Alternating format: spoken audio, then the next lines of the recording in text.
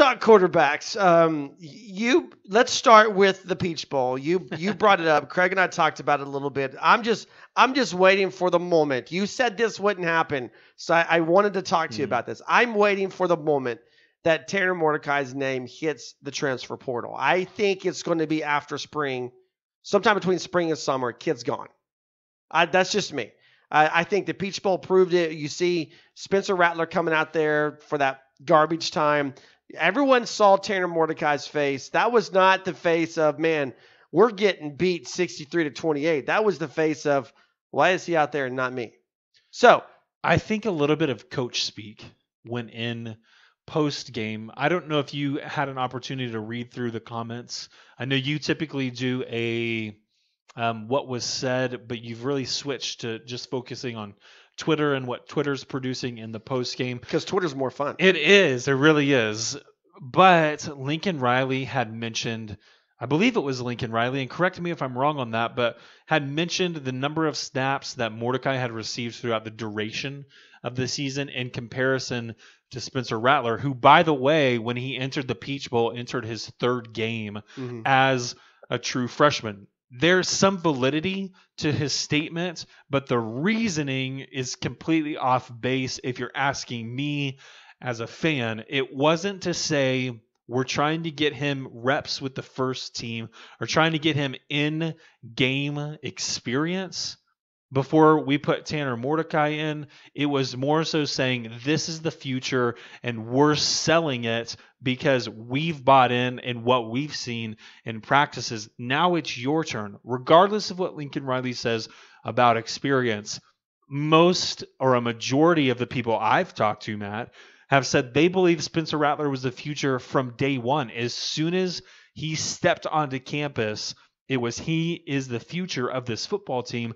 And everyone immediately put Tanner Mordecai on the back burner. So to answer your question, I think there's going to be a lot of coach speak going on given the current recruiting trend that has happened at the University of Oklahoma, losing a 5-star, going in, getting 4-star Chandler Morris to commit a day after the decommitment from Brock Vandegrift.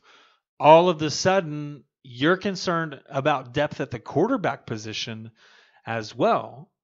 I feel as though the coach speak is going to go as far into attempting to get Mordecai to stay until classes begin in the fall, because we know that once classes begin, you, by NCAA rules, can no longer transfer, and you are stuck at the University of Oklahoma. I say stuck like it's a bad thing to work with Lincoln Riley for another year, but you're stuck at the University of Oklahoma for one additional year while Spencer Rattler steps onto the field as the starter. And if he doesn't do it game one, I believe that it will be before conference play hits. But needless to say, if he's here in August, he's here for the season. No, Tanner Mordecai is here for the season. I agree.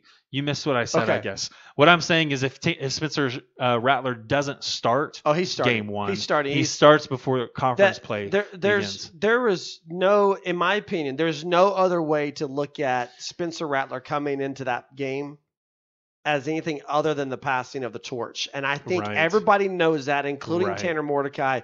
And here's what I said in our last episode. It's worth repeating. Tanner Mordecai is a redshirt freshman. So that means he's been on campus for 2 seasons.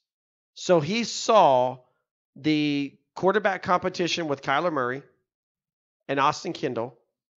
And he knew, when you're in that locker room, when you're on that field, there is no way the quarterback competition between Austin Kendall and Kyler Murray should have gone into fall camp. Right, but like I said, we've seen time and time again, it's a ploy. It's a tactic. Point, but here's the point I'm making, is that Mordecai saw that. And then this summer, he was involved in the quarterback competition with Spencer Rattler and Jalen Hurts. And again, everyone knows Jalen Hurts didn't transfer from being the backup quarterback at Alabama to be the backup quarterback at Oklahoma. Right. Everybody knew Jalen Hurts was a starting quarterback. And now you're Tanner Mordecai, and you've seen Spencer Rattler go onto that Peach Bowl field. You know when spring ball rolls around, this is the guy everyone's looking to as their team leader. You know where you sit. Mm-hmm. If he's transferring, there's zero chance he's going to go through the summer.